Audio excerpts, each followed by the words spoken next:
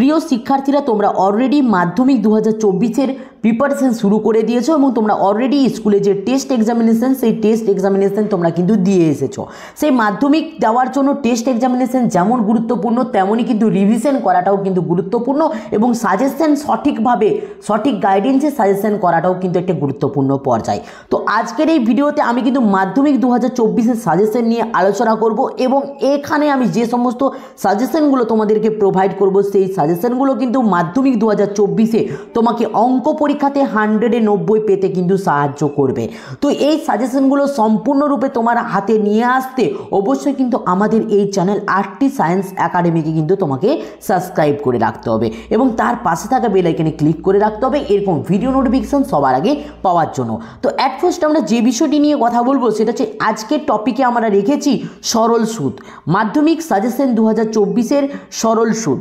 এই সরল সুদে যে ফার্স্ট কোশ্চেনটা তোমরা করবে, সেই প্রথম কোশ্চেনটা আমরা বেছে নিয়েছি 2005 সালের 1 জানুয়ারি থেকে 27 মে পর্যন্ত বার্ষিক 6% সরল সুদের হারে 2000 টাকার সরল সুদ কত হবে নির্ণয় করো। তো এই যে অঙ্কটা, এই অঙ্কটা তোমাদের যে টেক্সট বই রয়েছে তার 46 নাম্বার পেজে 2 নাম্বার অঙ্ক, অর্থাৎ কোষে দেখি 2-এর 2 নাম্বার অঙ্ক কিন্তু এটা।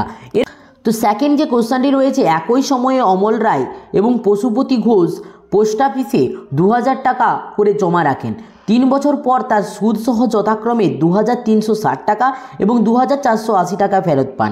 ব্যাংক ও পোস্ট অফিসের বার্ষিক শতকরা সুদের হারের অনুপাত কত হবে হিসেব করি। এটা কিন্তু তোমাদের পেজ নাম্বার 46-এর 14 দাগ। তোমরা কিন্তু বই খুলে অবশ্যই কিন্তু দাগ দিয়ে দেবে। যে যে অঙ্কগুলো বলছি এর থেকে তোমরা কিন্তু 5 নাম্বার পাবেই পাবে। এরপরের অঙ্কটা পড়ছি না, 3-এর দাগে যে অঙ্কটা দেওয়া হয়েছে এটা তোমাদের পেজ নাম্বার 47-এর 18 দাগের অঙ্ক। 18 দাগের অঙ্ক তোমরা কিন্তু দাগ দেবে। তার পরবর্তীতে যে অঙ্কটা রয়েছে এটা তোমাদের কিন্তু পেজ নাম্বার 47-এর 19-এর দাগের অঙ্ক, পেজ নাম্বার 47-এর 19-এর দাগের অঙ্ক। এবং তার পরবর্তীতে আমরা 5 নম্বরে যে কোশ্চেনটি রেখেছি সেটা হচ্ছে 47 নাম্বার পেজের 20 দাগের প্রশ্ন। এই অঙ্কটা, এই যে আমি এখানে 5টা অঙ্ক তোমাদেরকে দিয়েছি, এর মধ্যে কিন্তু ভিভিআই দেওয়া হচ্ছে। তোমার 5-এর দাগের অঙ্কটা তোমরা কিন্তু ভিভিআই দেবে, 4-এর দাগের অঙ্কটা তোমরা কিন্তু ভিভিআই দেবে। এই দুটো অঙ্ক তোমাদের জন্য কিন্তু ভিভিআই। ওকে, নেক্সট যদি আমরা চলে আসি, তোমরা কিন্তু প্রয়োগে চলে আসবে।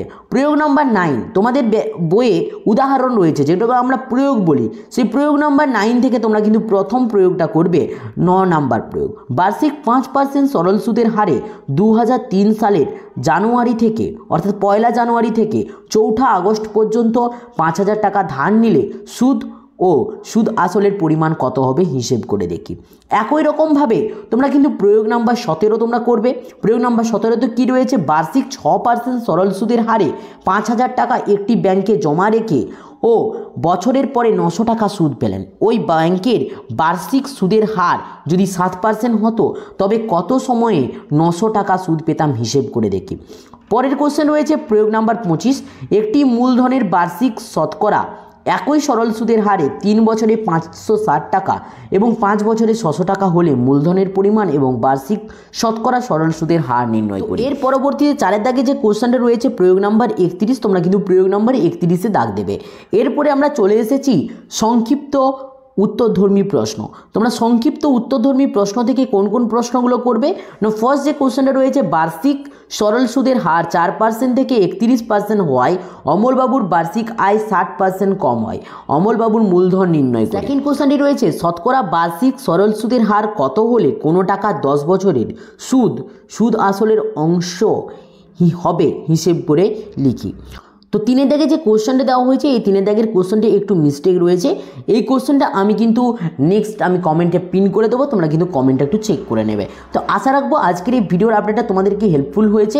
এর পরবর্তীতে আরও অধ্যায় ভিত্তিক কিন্তু সাজেশন কালকে আবারও আপলোড হবে, পরশুদিন আবারও আপলোড হবে, এইভাবে কিন্তু কন্টিনিউয়াসলি আপলোড হতে থাকবে এবং তোমরা ঠিক ডিসেম্বর মাসের লাস্ট অবধি তোমরা কিন্তু সম্পূর্ণ যে বইয়ের সাজেশন তোমরা কিন্তু এই চ্যানেল থেকে পেয়ে যাবে। তো এই চ্যানেল থেকে সম্পূর্ণ ভিডিওগুলো পেতে অবশ্যই চ্যানেলটিকে সাবস্ক্রাইব করে পাশে থাকা বেল আইকনে ক্লিক করে দাও এবং বন্ধুদের মধ্যে শেয়ার করতে কিন্তু ভুলো না। তো চলো বাই, দেখাচ্ছি নেক্সট ভিডিওতে। প্রত্যেক ভালো থাকবে, প্রত্যেকে সুস্থ থাকবে।